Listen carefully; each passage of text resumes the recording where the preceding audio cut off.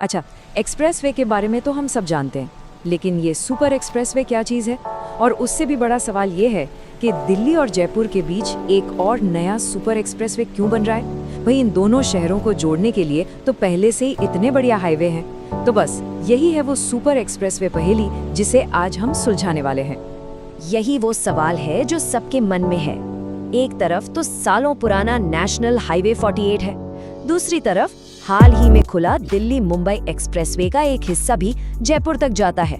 तो फिर इस तीसरे एकदम नए सुपर एक्सप्रेसवे की आखिर जरूरत क्या आन पड़ी?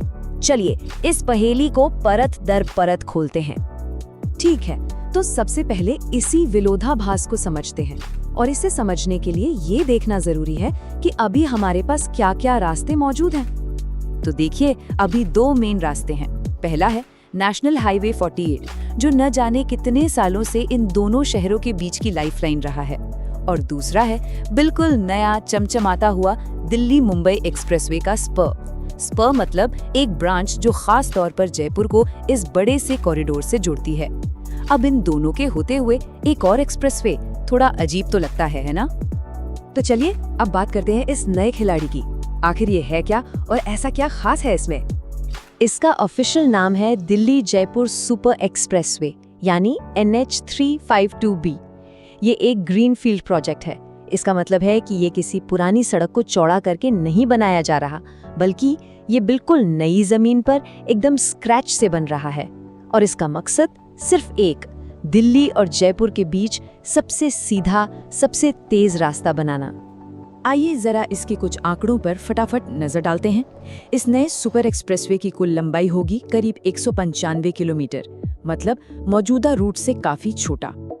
ये शुरू में 8 लेन का होगा, लेकिन इसे फ्यूचर को ध्यान में रखकर बनाया जा रहा है। मतलब जब जरूरत पड़ेगी तो इसे डबल यानी 16 लेन तक चौड़ा किया जा सकेगा। और इसका फायदा सिर्फ बड़े शहरों को नहीं होगा। ये सुपर एक्सप्रेसवे 7 जिलों के करीब 423 गांवों को आपस में जोड़ेगा, जिससे इन इलाकों में भी तरक्की की रफ्तार बढ़ेगी। इसका रूट मैप भी एकदम क्लियर है। ये गुड़गांव की खिड़की दौला टोल प्लाजा से शुरू होगा और सीधा जयपुर के पास चंदवाजी तक जाएगा, जहां ये वापस नेशनल हाईवे 48 से कनेक्ट हो जाएगा। तो अब आते हैं उस सबसे बड़े सवाल पर कि जब रास्ते पहले से हैं, तो फिर इस नए रास्ते की आखिर जरूरत ही क्यों पड़ी? जवाब दोस्तों छिपा है स्पीड और डिस्टेंस में। अब ये स्लाइड देखिए, ये इस पूरी कहानी का सार है। NH48 से लगते हैं 5 से 6 घंटे। दिल्ली मुंबई एक्सप्रेसवे के स्पर ने इस सफर को 3 घंटे का कर दिया, लेकिन ये नया सुपर एक्सप्रेसवे NH352B ये दूरी को घटाकर सिर्फ 195 किलोमीटर कर देगा, और ट्रैवल टाइम सिर्फ 2 घंटे। जी हाँ, बस 2 घंटे। ये चार्ट देखिए, पिक्चर एकदम साफ हो जाएगी। पहले 6 घंटे, फिर 3 घंटे, और अब सिर्फ 2 घंटे। टाइम की ये जो बचत है, यही इस पूरे प्रोजेक्ट की सबसे बड़ी वजह है। ये ट्रैवल टाइम को सीधे सीधे 1/3 कर देगा। और बात सिर्फ टाइम की नहीं है, ये नया एक्सप्रेसवे मौजूदा रास्ते से लगभग 40 किलोमीटर छोटा भी होगा, जिसका सीधा मतलब है कम फ्यूल और सफर पर कम खर्च। तो कुल मिला के बात यह है कि लक्ष्य एकदम सीधा और साफ है। दिल्ली और जयपुर के बीच सबसे छोटा, सबसे तेज और सबसे एफिशिएंट कनेक्शन तैयार करना। ये किसी पुराने रास्ते का ऑप्शन नहीं है, बल्कि ये तो पूरे सफर का एक अपग्रेड है। लेकिन रुकिए, इस एक्सप्रेसवे की कहानी सिर्फ सड़क और स्पीड पर खत्म नहीं होती। इसका असर इससे कहीं ज्यादा बड़ा और गहरा होने वाला है। देखिए, ये एक्सप्रेसवे पूरे इलाके के लिए एक गेम चेंजर साबित होगा। ये NH48 पर ट्रैफिक का बोझ कम करेगा, हरियाणा और राजस्थान के 400 से ज्यादा गांवों में बिजनेस और तरक्की लाएगा, और गुड़गांव के नए सेक्टर्स जैसी जगहों की कनेक्टिविटी तो पूरी तरह से बदल ही देगा। ये सिर्फ एक सड़क नहीं, ये एक इकोनॉमिक कॉरिडोर है। अब असल जिंदगी में इसका क्या मतलब है, वो इस बात से समझिए। पहले मानेसर या रेवाड़ी से दिल्ली में नौकरी करने वाले को दिल्ली में ही कमरा लेकर रहना पड़ता था। अब इस एक्सप्रेसवे के बनने से रोज आना जाना यानी डेली कम्यूट करना एकदम आसान हो जाएगा।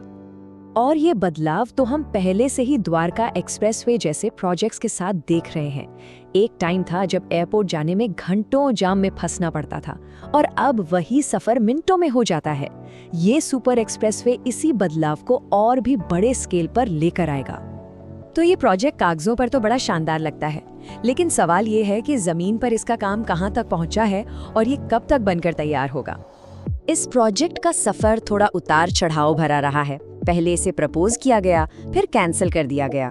2015 में इसे फिर से जिंदा किया गया, लेकिन तब दिल्ली मुंबई एक्सप्रेसवे पर ज्यादा फोकस होने की वजह से ये थोड़ा लेट हो गया।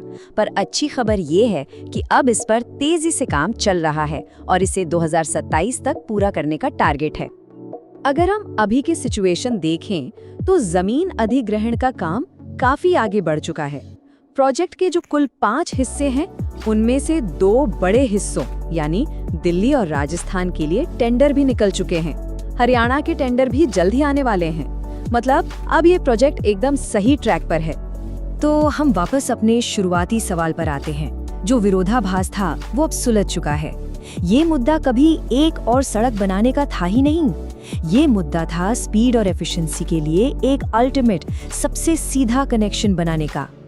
और ये प्रोजेक्ट हमें एक बहुत बड़े सवाल के साथ छोड़ जाता है। हम देख रहे हैं कि दिल्ली एनसीआर जैसे हमारे बड़े शहर कैसे फैलते जा रहे हैं, आसपास के इलाकों में घुल मिलकर एक मेगा रीजन बना रहे हैं। तो सोचने वाली बात ये है कि आने वाले वक्त में ऐसे और कितने सुपर कनेक्शंस की जरूरत पड़ने वाली है, क्योंकि इसका जवाब ही हमारे आने वाले कल की तस्वीर तय करेगा।